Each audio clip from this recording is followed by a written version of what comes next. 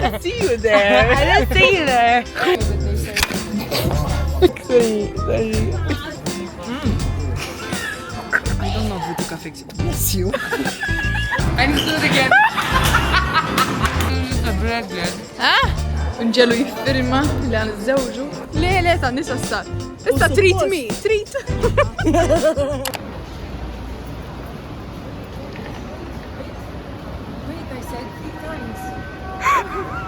Hello vlog. I know you started it. Hello, Hi guys. vlog. She put me on the spot.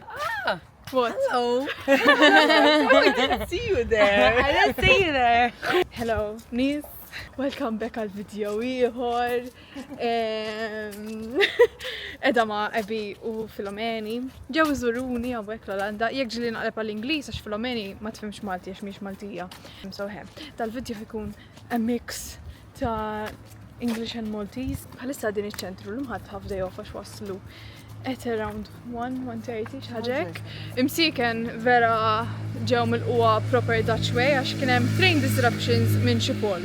U xeba xita imissa kif taraw ħarġet xeba xemx. Bħalissa nimxu mal-kanal xi l-4:30 u ħammur nieħdu Bossebol issa għandewhom il-Bossebol. Xi ħaġa forsi hekk xi kafe. Xi kafe. Għodna qabel qiegħda ġajjej. Ija vera sorry.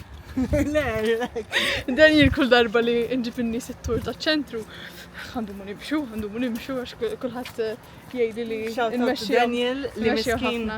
kienet jaħdem mal-li Ija, għad-dar imma eżatt. għalinna ħajġi naqat magħna shortly. Suppost, Jekk ikollu ċans. Ħamur nieħdu Bossebol so issa. We'll catch up with you meta nieħdu Bossebol. Spence. In the It might be that you need to change the settings. I guess you wonder where I've been. It's my attempt at vlogging. So I don't know. there she's showing her Will you be doing it the reference of what we just did. Eccolo. So weird that they say. Sorry. Sorry, what I take. Sorry. My head today. being serious? Are you being serious? I'm sorry. What did you do? How did you do It's fine. I didn't put in the strap. Didn't we have a You should wear conversation your this safety morning strap, about the guys, guy- like this. About the guy who took Safety your camera. first.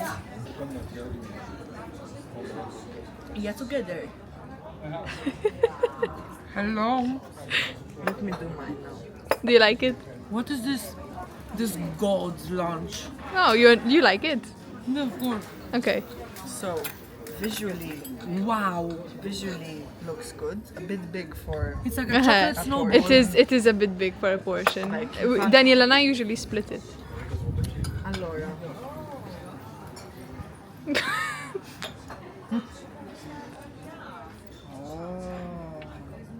Ooh. This is a possible. Impossible. Possible. عملت mess. Okay, is this a big piece? I wouldn't. Oh لا دوقه. Okay, 3, 2, 1, go.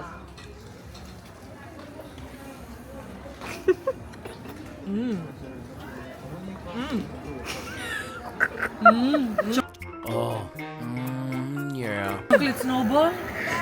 Better? How are we feeling? It just goes so well together. Like, the outside is the dark chocolate, and that's really nice. Yeah, كيكو milk chocolate it would be too overpowering. And then you taste the cream.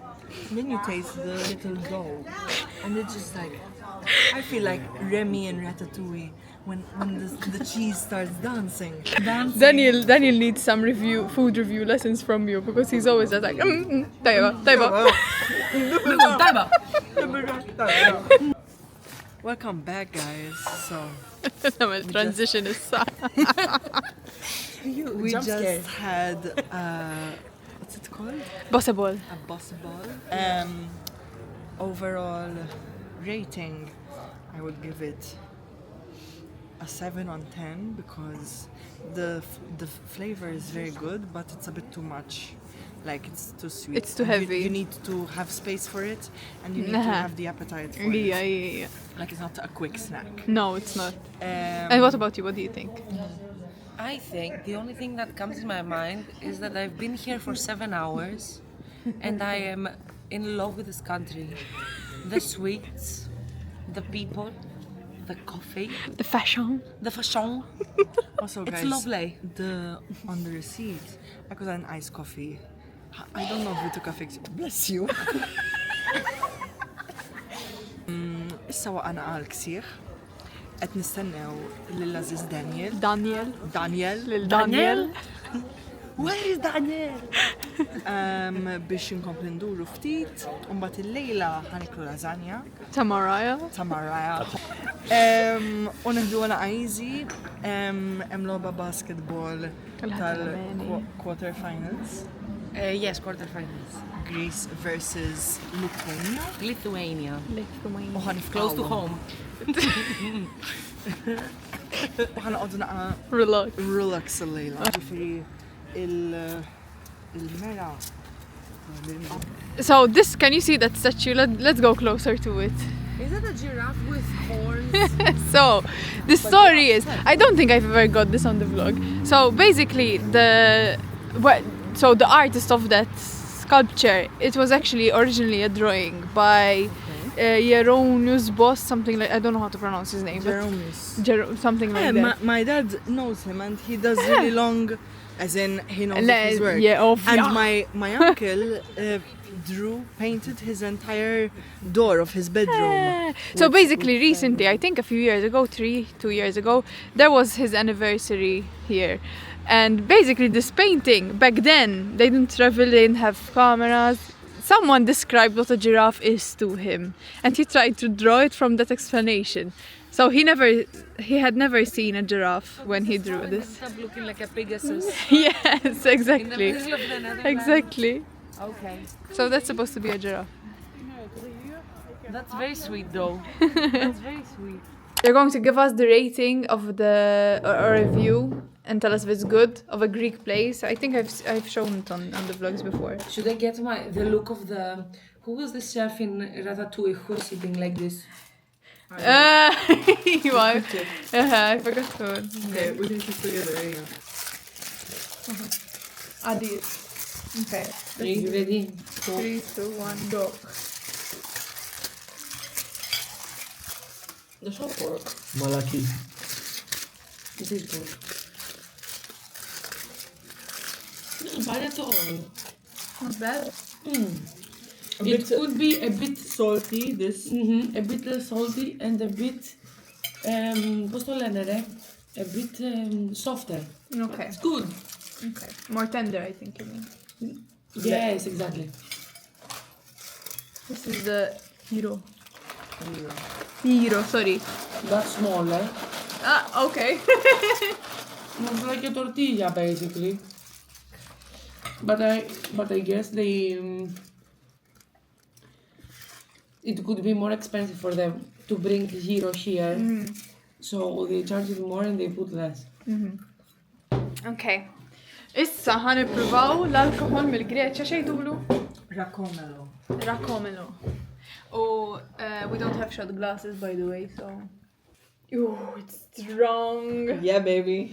It's I like a shot glass. Little bit. And you do little Let me sips. see. Should I put it for you? Wait, Okay. I'll come around Yeah. you. Slowly, Maduro, Daxi. tada. Not like a shot. No, forget it.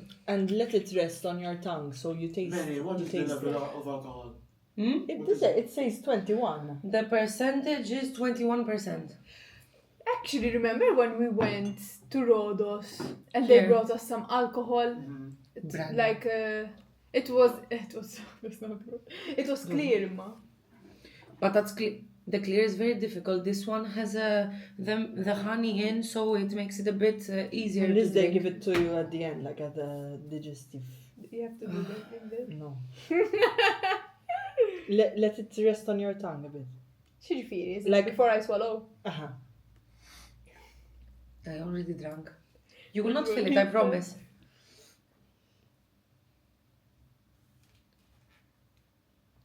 Swallow? It's very strong. Yeah. Really? You cannot take it. I wouldn't have multiple. Well, if you But had now I can multiple- taste the honey. Yeah. Yes. Taste the honey. It's very Yes. sweet. It's very nice. It's easier to drink. There is this one called raki, which is clear. Ah, that's the one we got. That is the one you got. That is That's Melo. Death Wish. Melo is honey. Racomelo. In my opinion, the power of this drink is that it makes your body then feel warm. No, but I can taste the honey. Like in the aftertaste especially. You'll sleep better tonight. It's a hypnotic. Taste test. I'm going in. You're going in. ايه ايدنا كيف هيك تعجبكش. طيبة. If you know, you know. If you know, you know. Meni got the pistachio one. I also got one for Daniel for takeaway, and I also got an almond croissant. I'll take a piece of Daniel's. Tamara أكبر من كده. How do you break this? Do you break it like this, or don't do know. you make it sleep and then you break it? I would turn it around so that it's You should easier. Make it sleep. Warm. On the tissue. I'm very scared. I'll take it.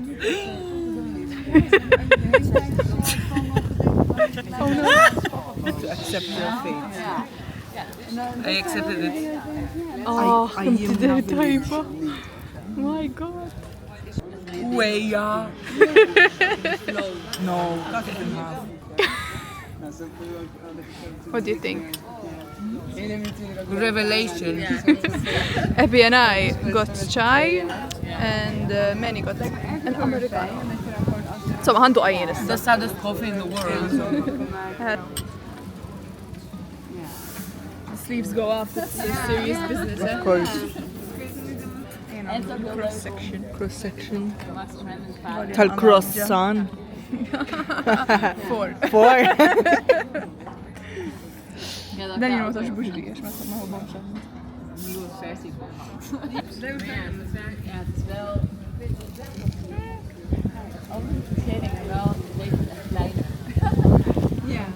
طيبة. طيبة. طيب. Hello. bħalissa wara x-xogħol, insomma, dinner evening, u mexi lejt ċentru ħan niltaqgħu ma' Abby u Meni daqs għaliex huma marru Rotterdam. Naħseb qed fil-video qabel. U insomma, bukejna bar 35 il-lejla li murna kom il-darba, ma din ira tnejdu li minix ċerta jekk ġieli ġibtu fuq il-vlogs. Dan huwa wieħed minn dawk is-select 5 insomma.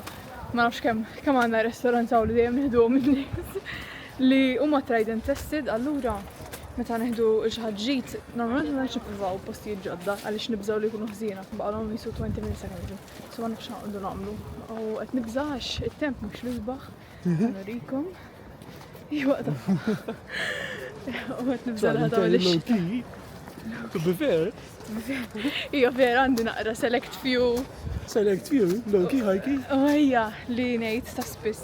U iva ħjara lik Daniel. Istja. And Greeks are not very known to have very small weddings. Hello! The wedding we end up with now at the end of August. I mean, Arawna għafej ġejna. Has Daniel met his match? We're gonna find out soon enough. Meni used to be a basketball player, eh? If I get humiliated once again today, I will not be able to handle it. So I better win. I better be an ex-basketball player.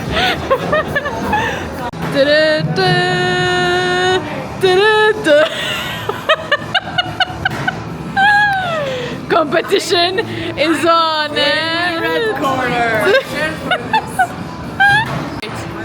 Oops, sorry. Hey, yeah.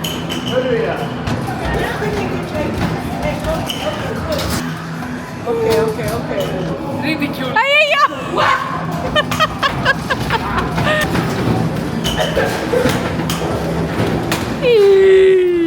Lalo. I need to do it again. Meni. Labta ġejjina. Għasab record. Ma jina rbaħt, insomma. Memx provi ta' xej. Jena rbaħt. Sifat Meni kalla t-filmja li l-lebin u xej. Meni, do you know that you did not press record? I didn't press record. I thought you pressed it for me. I thought you pressed it for me. Apposta raddew doqqu il-nipen għaxġejna ħna.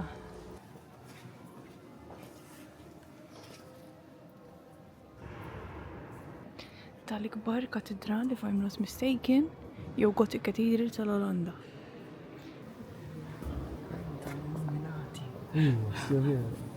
Lallu lol. Għatman nużajta.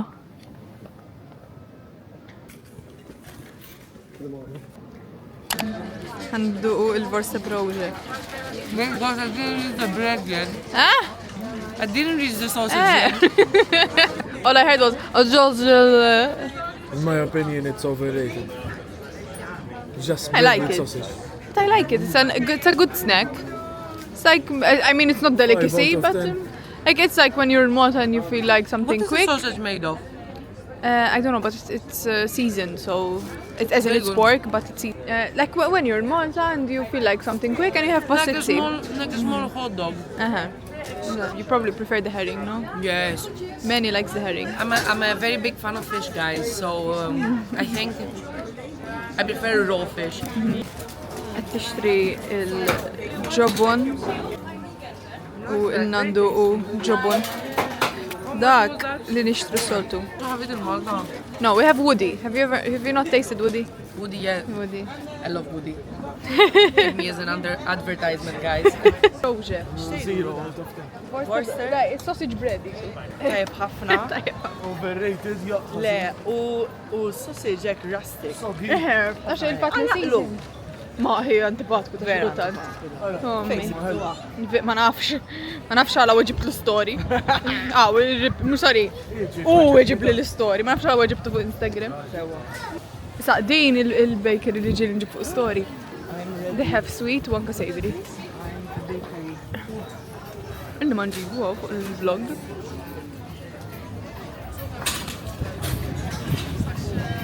Mela, li kelli t-tikel. U l-lum, kombinazzjoni li t-għajt ma xaħat li jahdem miħaj xogħol issa, ta' konna qed nixxu il-pastries li domna seklu, għaz film jajna x'konna l-ġuq. U konna overwhelmed, overstimulated. Jena ġibt xarda s-cinnamoni, s-sma illa l-ġġmiet. U issa msamma t-leħlin, il-City Hall. Għax l-lum apparently Open Monument Day għalu li daw t-nej li jaħdmu miħi. Għatma tħanna s-City Hall. Wow. Tajjeb għax tajjeb. U tajjeb għax bxejn. Għala mantija. U għanitħulu fil-wedding room fej jizzawġu n-nis. U dan li ma rridx jidħol. Għax jaħseb li ħanorbtu nġelu jiffirma li għan iż-żewġu. Għed tarfu għawek Daniel. Nisa musbir. Għed tarfu għaw. Illa, għal mek kien McDonald's qabel. Għed tara. Qabel. Taraħ McDonald's emmek. 1600s. Le, like reċentament, għawek iċ-ċentru. Di fej jizzewġu. Fejna. Tħoltu. Għaw fej jizzewġu.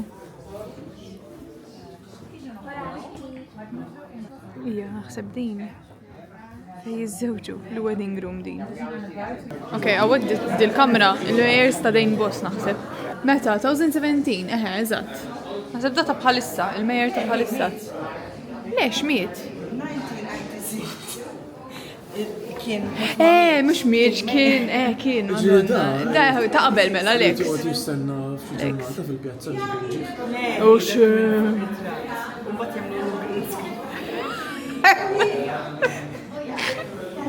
Għaraw da fi żmien il-Nazis. Creepy. Lallu. Dan jirqalbi. Our loċċara. Wissa. How cool. Hello. Għax għadna bdejx nifilmja, jutrektu, sala kulħadd ħareġ il-mobile li xrin ukoll. Għax hawnhekk hawn veduta. Għaraw naqra hi. Jiena nissekonda il-ftejt bil-Malti, l-statement ta' Maraja Zammit Li? li qalet li l-Utrecht l-isbaħ city fin-Netherlands Eżatt. biex tiġi tgħix. Eżatt. Now, Zom, by the way, now. by the way, il-nijaw like satej u nofs. Mixja. Missa, issa l-ewwel darba li qed nifilm jaw. Vera? Le, ġieli f'eżin illum. Sewa. That's what I mean. Ma mis-satej Now, ġa. Għax wis bih il-kanali. U għabditna xita u tħallna nixtru. Darbtej, għabdet xita darbtej. Ija, darbtej tħallna nixtru. Alla jbirek darbtej kanna bżon nixtru xaħġa. Nawgura l-silba kien l-ewel xaħġa. ħanut xtrajna xej. Imma bġina, konna. Imna l-qasira ma ġekx il-jeans. Le, to be honest, ma l-istux il-jeans. Imma xie pressure biex, għalki titti prova il-jeans ta' jizumunu, like, mux ħan ixtri zgur, ma okej. Nawguraw il-sur Daniel li sab xaħġa, naqat treat himself. Treat yourself. Issa namlu fashion show. Only issa. Only ta' nisa, xfadna only ta' l-irġil. Le, ta' nisa issa. Issa treat me, treat. Okay, ija ħanaraw. Aw, taħra, No, le. It's my favorite thing ever. And a fresh one beats a packaged one any day. Very different to the one. The ratatouille.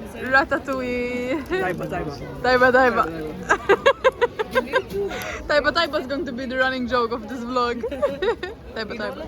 In all of these videos, you just need to put the ratatouille thing behind. U rajtu jamila, ma konċ naf li jamila. And then, Mafx kif ma tinkis. Xux, veru. Għax-xeba. Xeba kibling. Xeba kibling. Ejwa, xdaqet il-kibling u koll. U Meni reġaħaret il-herring. Oh, it smells so good. Did you buy the package ones? Xiex? Kwart on the dot. Xie 40 ditilqu. The children are getting ready for their anniversary date. Making me blush. I feel like a mom. You know when your daughter's boyfriend or girlfriend they come pick them up. For prom. That's how I feel like. Pick up Bonello, please. And we're the parents that are staying in and we're cooking. And Daniel appears with a USL t-shirt, like an actual dad, like this. Don't stay there. Don't stay late. Teqaw, flashaw nofs nisakkar il-bir. End of the vlog. Bħalissa 7:49 fil-ħodu l-ħadd. 8 minutes ba. I eat Pringles for breakfast. Pringles prawn cracker jew xejdu prawn cocktail. Bis-seba da fil-ħodu. Għarum di taf wara l-condensation mal. Up early. Rise and shine. Did you like the Netherlands Sea? It's very green. Very green. U anka bħala cities hekk il-ġener kien hemm momenti fil-trip tagħna fejn xebbaħtu ma' Munich għal xi raġuni, hekk like Rotterdam u Amsterdam iktar. U Budapest na. Dawk l-iktar li mort dawk in-naħat. Rate the cities you've been to, including Den Bosch. So you've been to Amsterdam. Door werkzaamheden is de dienstregeling. Oh, Favorite city? top I would say Utrecht. Then Den Bosch. Okay. Two. Rotterdam. Istra. Den Haag. Amsterdam. Amsterdam, because you didn't go around As that in, much. we saw it with the bike because we were cycling around. But Amsterdam is a bit Too busy. stinky. It's too busy. But I would have put Rotterdam at the bottom. Vera? Imma inti ma morx l-old True, area. but it's a small part of the whole city. Fair enough. Imma jena t-nejt minn fej from what you saw. għaddejna. What about you, Meni? First, I would say Utrecht. Second, Den Bosch. Okay. Third, Hague. Fourth, Amsterdam. Fifth, Rotterdam. I would have put them Very the same solid. as you. A safe trip! Thank you. Message me, okay? Hello, jena mixja d-dar, għabdu t-trejn insomma kif rajt minn klib ta' qabel. U issa, l-lum peress il-ħat, u għada t-għol msommu ek, u ovvijament tal-u dal-għodu, għattaw l-ġurnata probabli nizbarazzaw, natfu, nishtru, għad nġdam l-lista ta' xirġamur nishtru, u namel meal prep ta' s-soltu. Għani, sana il-video għonek, għien, naf min jisegwini fuq Instagram jaf li mlux fight story yet, ok, hopefully back to weekly uploads, imma kif taraw l-ġimgħa l-oħra l-ġimgħa kienx hemm vlog, il-ġimgħa ta' qabel tfajtu l-erba' vlog il-ħadd. Bażikament hekk ma rridx nitfa' ħafna pressure fuq innifsi biex naploadja video fil-ġimgħa għax nispiċċa nistressja lil innifsi. Ma nħux gost niffilmi iktar minn nivlog jana editja għax l-editing jieħu ħafna ħin. Imma ma rridx nitfa' ħafna pressure għax issa ħana laqsena fuq YouTube. Tipo naħseb ġimgħa u nofsu ħalna laqsena. U ma nixtieqx nitlef dik l-spark u l-enjoyment ta' vlogging, so jekk ma jkunx daqshekk frekwenti l-upload, skużawni, I'm sure li ħajitkom ma tirrivolvix madwar il-vlogs tiegħi imma biex nispjegalkom. Anyways, dak kollox, grazzi ħafna tal-għarġi tal-video, jiena vera ħadd gost ma' Abby u Meni. It's always nice to have people visiting you. Dak kollox, narakom fil-video li jmiss u tinsewx ħallu like u tagħmlu subscribe. Ciao ciao!